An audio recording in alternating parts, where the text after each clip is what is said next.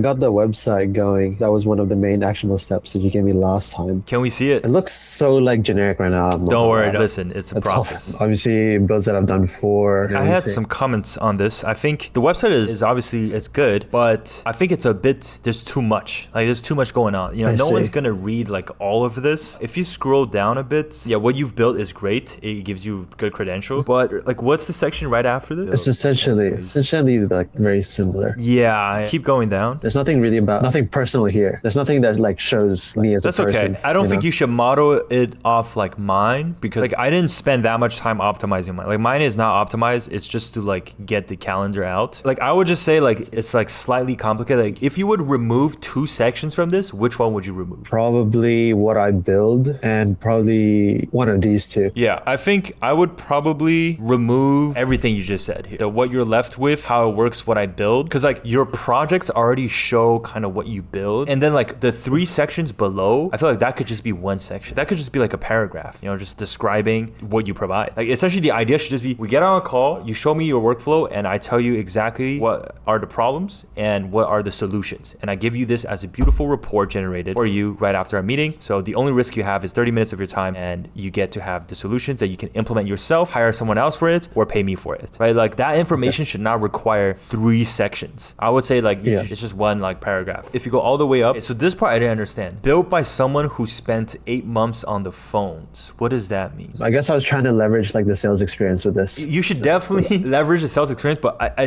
don't see what that means. Like spend 8 months, like that's like this guy spent 8 months using phones. Like that, I don't know what that means. I think this is the actual most important part. So instead of trying to figure out like what other sections you can add, just remove sections and spend all your time optimizing your main offer. Okay, so this page is your main offer. Like this is what people will see. Like there's no guarantee they're gonna scroll down and read anything else. Okay, this part, like if you're gonna spend 90% of your time on this part, on this section. Okay, so before you get this part perfect, don't even try to like do too much on the other stuff. Is what I would recommend, because like right off the bat here, I think there's a lot of things you can do here. Like even like show me what's leaking time. Like I think show me what's leaking time is not exactly the wording I would use. What happens if you click that button? I think it just goes to the calendar. Yeah. Okay. Then I think I would just book a meeting with me or something like that. Like something more direct. The actual offer is that text like in the middle. It should be exactly conveying the idea I just told you. This is your offer. It's like we get on a call, show me your workflow for 30 minutes. I tell you exactly what the problems are, what are the solutions, and give you a report for it. You choose whether or not to continue with me or solve it yourself or with someone else. They need to understand that it's 0 risk and only upside. Because me, when I read this right now, it's like, it's not really telling me that. It just tells me, it's like, okay, local to me, that's pretty cool. But then it's like workflows, dashboards, agents. Imagine I'm at like a restaurant. I don't know what the hell like workflows and agents are. Replace manual work eating. Okay, replace manual work eating your week is fine. The last sentence I definitely don't like. I would try to optimize this offer here. Literally have that sentence in there where it's like no risk, like something that conveys no risk. At most you lose 30 minutes and you get a report on how to better your business. I want to see that like no risk wording. You know, you can put whatever I said here in fucking Claude and just tell it like massage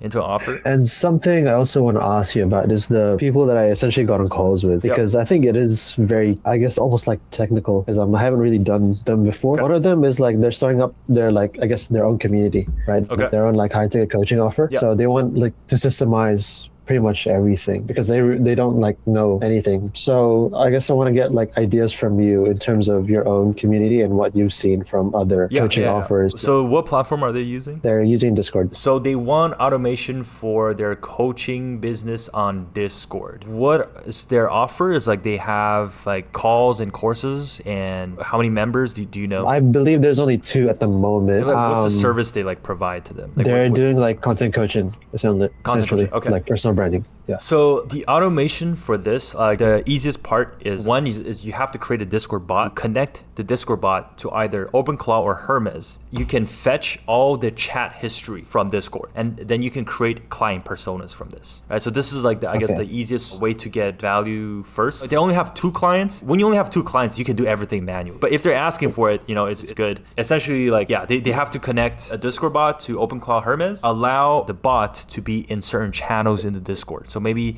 you can have a specific channel for Q&A, or you can just put the bot in the general channel, and then you can specify who can tag the bot. So at the beginning, it should probably be only him, and then you tell the bot to like read the existing chat. Like maybe every day is a cron job to read the last 24 hours of chat history, and if there's any updates on the persona, put that in their wiki. So they would first have to set up the wiki beforehand as well. So you see there's this kind of pieces to this. Honestly, I would tell them to set up the memory workspace first, because everything is downstream from that. Like that is the most important piece. But regardless, like they can set up the Discord bot. Yeah, I'd have to know like more of like what their services they're offering, because the automations essentially is supposed to help the services he's offering. Like for example, for me, what I just told you is exactly what I have, but school actually doesn't allow to have a bot. Like it just, the software kind of sucks. Like, so I have to like scrape the actual like browser. I have to do browser automation, and then I would scrape like every couple days and update my persona in my wiki. My agent knows what's going on. And then another part I would use it for is summaries of meetings. Actually, this one is probably the easiest immediate value. Is like after this meeting we have, my agent will automatically look at the summary and post that in the community. So then you don't have to like go find the recording, go find the Google document, and then like post that yourself. That honestly is probably the first automation I would recommend. The integrations here is, do you know if he uses Google Meets or Zoom? Yeah, Google Meets. Okay, Google Meets. If he uses Google Meets, if he uses start recording, it will come with a Google Doc and the Google recording. Right after the meeting, it's like automatic. So integration he needs is either OpenClaw or whatever agent he has. He has to be connected to Google Calendar, Google Drive, and Discord. So just 3 integrations. And the cron job essentially looks at every time you finish a meeting. So maybe his meeting is every 4 p.m. After 4 p.m., wait like 30 minutes so the video finishes processing. Go look into my calendar to see if it's ready. Sees that it's ready, it will know where it is in the Google Drive because it's like noted in the calendar, meeting notes, and then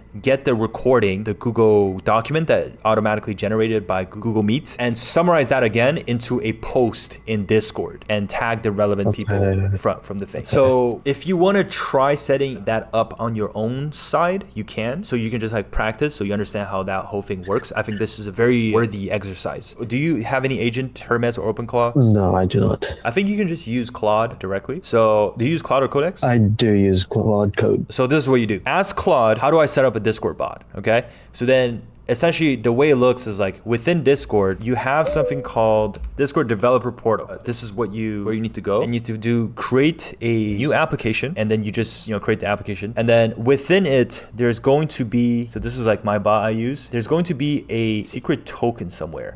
So this one, you just click reset token, it's going to show the token. And that is like a password for your Discord bot. And you just need to have your agent have access to that token. If you're using Hermes or OpenClaw, you can like directly put the token in. They have like a configuration thing. But if you're not using that, you can simply like a file somewhere. Is that the .env file? Exactly. Put in the .env file. You just tell your agent, my .env file is at this path. And in this path, I have a variable called whatever you want to name it, like Discord _ bot. The value is the like this actual thing. And then you say you could just use this to access Discord. And then the other step is you have to invite it into your Discord server. That's it. Once you get the Discord bot into the Discord server, Claude has connectors. So if you go into Claude itself, these connectors here, you can directly connect to your Google Drive by just clicking the button and like Google Calendar, right? And then you can try creating a meeting, or just you can create like a random Google Docs document and then try to like automate that summary into a Discord like chat. That like happens. Go through a process. It will be a good learning experience. And whenever you get stuck, you can just